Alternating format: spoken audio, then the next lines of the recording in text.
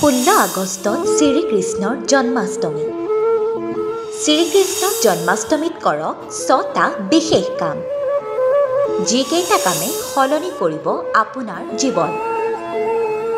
আপুনি সন্তানহীনতাত ভুগি আছে নেকি? আপোনাৰ সন্তানটি পঢ়া শুনাত দুৰ্বল নেকি? আপুনি আৰ্থিক সমস্যা নাইবা চাকৰিৰ সমস্যাত ভুগি আছে নেকি? সম্পৰ্কত সমস্যাৰ সৃষ্টি হৈছে নেকি? নাইবা আপোনাৰ ঘৰত বাস্তু দোষ আছে নেকি? তেন্তে শ্ৰীকৃষ্ণৰ জন্মাষ্টমীত কৰিব লাগিব কেইটামান বিশেষ কাম। দূৰ হ'ব আপোনাৰ সকলোবোৰ সমস্যা। এই সম্পৰ্কে পৰামৰ্শ আগবঢ়াইছে জ্যোতিষী ডক্টৰ পৰশমণি শৰ্মাই। এষ্ট্ৰলজাৰ পইণ্ট অফ ভিউ দি আপুনি কি কাম কৰিলে শ্ৰীকৃষ্ণৰ এই জন্মাষ্টমীৰ দিনাখন আপোনালোকে তাৰ পৰা ভাল ফল লাভ কৰিব পাৰে আৰু আপোনাৰ জীৱনত উন্নতি কৰিব পাৰে তাৰ বিষয়ে আলোচনা কৰিব বিচাৰিছোঁ।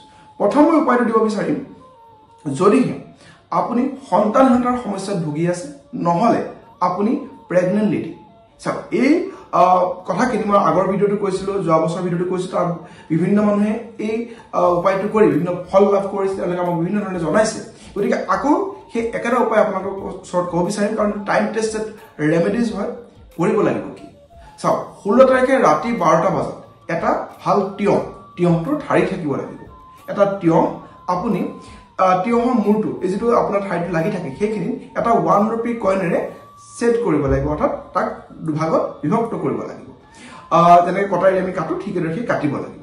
সেইটো কাম সেই প্ৰেগনেণ্ট লেডিগৰাকী বা যাৰ সন্তান হোৱা নাই, সেই সন্তানহীনতাত ভোগা ব্যক্তিগৰাকী, অৰ্থাৎ মহিলাগৰাকী ৰাতি 12টা বজাত শ্ৰীকৃষ্ণ যেনেকৈ 12টা বজাত জন্ম হৈছিলে, নাৰী ছেট কৰিছিলে, ঠিক সেইদৰে সেই তিয়হটো আপুনি যদি কাটে, তেতিয়াও আপোনাৰ লাইফত সন্তানহীনতাৰ যি সমস্যা আছে এইবিলাক দূৰ হ'ব। লগতে যদিহে আপুনি প্ৰেগনেণ্ট হৈ আছে, তাক কৃষ্ণৰ নিচিনা, অৰ্থাৎ কৃষ্ণৰ কেৰেক্টাৰৰ নিচিনা, মেলে হওক বা ফিমেলে হওক আপোনাৰ বাচ্চাটো, কিন্তু কৃষ্ণৰ মানে যিবিলাক কেৰেক্টাৰ আছিলে সেই কেৰেক্টাৰ পায় বুলি জনবিশ্বাস আছে।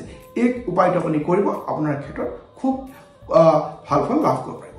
ছেকেণ্ড উপায়টো হ'ল, যদিহে আপুনি আপোনাৰ বিশেষকৈ ৰিলেশ্যনশ্বিপৰ প্ৰব্লেম চলি আছে হাজবেণ্ড ৱাইফৰ মাজত বা ঘৰৰ সকলো সদস্যৰ মাজতে, তেতিয়াহ'লে এটা বাঁহী কিনিব লাগিব। সেই বাঁহীটো আপুনি যিকোনো বাঁহী কিনিব পাৰে, আমাৰ যিহেতু এভেইলেবল থাকে মাৰ্কেটত, সেই ধৰণৰ বাঁহী এটা কিনি পেলাই সেই বাঁহীটোৰ ভিতৰত আপুনি চেনি ভৰাব লাগিব।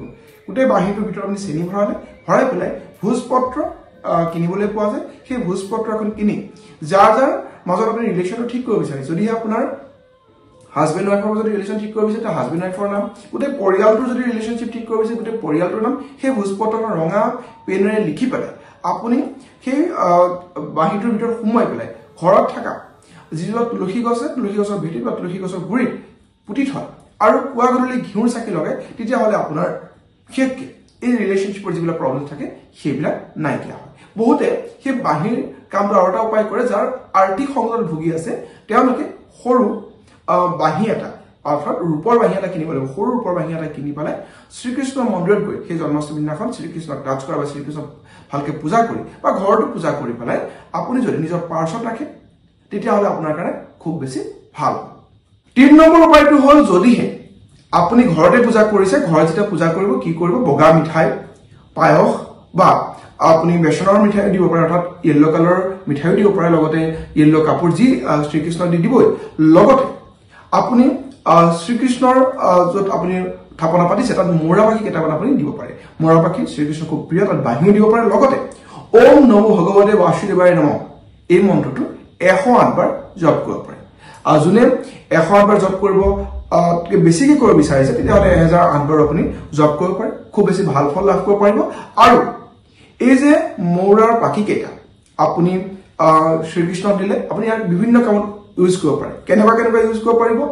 যদিহে আপোনাৰ সন্তানৰ পঢ়া শুনাৰ অসুবিধা হৈ আছে বা তেওঁলোকৰ পঢ়া শুনাৰ ক্ষেত্ৰত মানে কনচেনট্ৰেশ্যনৰ ভিতৰত অসুবিধা হয়, যিটো টাফ ছাবজেক্ট পায়, ধৰি লওক কোনোবাই মেথামেটিক্সত দুৰ্বল, সেই মেথামেটিক্সৰ কিতাপখনৰ মাজত সেই মৌৰা পাখিটো পূজাৰ পিছত আনি পেলাই ৰাখি থ'লেও ভাল হ'ব। লগতে যদি আপোনাৰ ঘৰত দেখিছে খুব বেছি বাস্তুৰ দোষ হৈছে, তেতিয়াহ'লেও সেই মৌৰা পাখি কেইটামান আপুনি আপোনাৰ ঘৰতো য'ৰ আপোনাৰ বাস্তু দোষ আছে তাত ৰাখিব পাৰে। এইটো বাস্তু দোষৰ কথা কওঁতে আৰু এটা মনত ৰাখিব যে আৰু এটা উপায় মই কৈ দিছোঁ, যদিহে আপোনাৰ ঘৰত বাস্তু দোষ থাকা বুলি আপুনি গম পাইছে, মনত ৰাখিব বাস্তু দোষ যদি নৰ্থ ইষ্টত হৈছে, সাউথ ইষ্টত হৈছে বা সাউথ ওয়েষ্টত হৈছে, এইকেইটা ডাইৰেকশ্যন কিন্তু ৰেমেডিটো নাখাটিব। বাকী যদি আপুনি বাস্তু দোষ হোৱা বুলি আপোনাক বাস্তু বিদেশ কৈছে বা আপুনিও গম পাইছে, তেতিয়াহ'লে এই জন্মাষ্টমীৰ দিনাখনে 11টা মৌৰা পাখি আনিব লাগিব। কৃষ্ণৰ চৰণত দি পেলাই ভালকে পূজা পাঠ কৰাৰ পিছত সেই মৌৰা পাখি কেইটা আপুনি য'ত বাস্তু প্ৰব্লেম হৈছে তাত যদি আপুনি ওলমাই ৰাখি থৈ দিয়ে, তেতিয়াও আপোনাৰ বাস্তুটো নাইকিয়া হয়।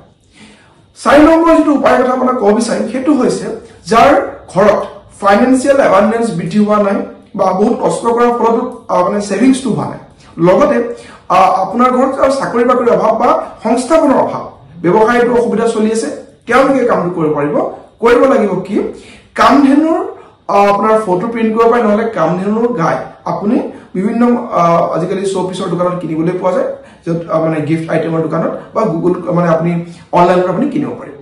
সেই কামধেনু গাই আপুনি ফটো বা মূৰ্তি আনি পেলাই আপুনি সেইদিনাখন ভালকে প্ৰাণ প্ৰতিষ্ঠা কৰি পূজা পাতল কৰি আপুনি যদি আপোনাৰ ঘৰৰ ইষ্ট নৰ্থ ইষ্ট অৰ্থাৎ পূব উত্তৰ পূব কোণত ৰাখি থৈ দিয়ে, ড্ৰয়িং ৰুমত হওক যিটো ৰুমতে হওক আপুনি ৰাখি থৈ দিয়ে, আপোনাৰ যিকোনো কামনা মানে কামধেনু গাই সকলো কামনা পূৰণ কৰিছিলে, গতিকে সেই আপোনাৰ যি কামনা থাকে যেতিয়াই আপুনি ক'বলৈ মানে ভাল কামত যায় সেই কামধেনু গাই সেৱা কৰি, আদাৰৱাইজ আপুনি আপোনাৰ যি উইচ আছে উইচ মেনিফেষ্ট কৰিবৰ কাৰণে সেই কামধেনু গাই আপুনি ওচৰত যদি কয় আপোনাৰ যিবিলাক আপোনাৰ মনোকামনা আছে সেইবিলাকো পূৰণ হয়।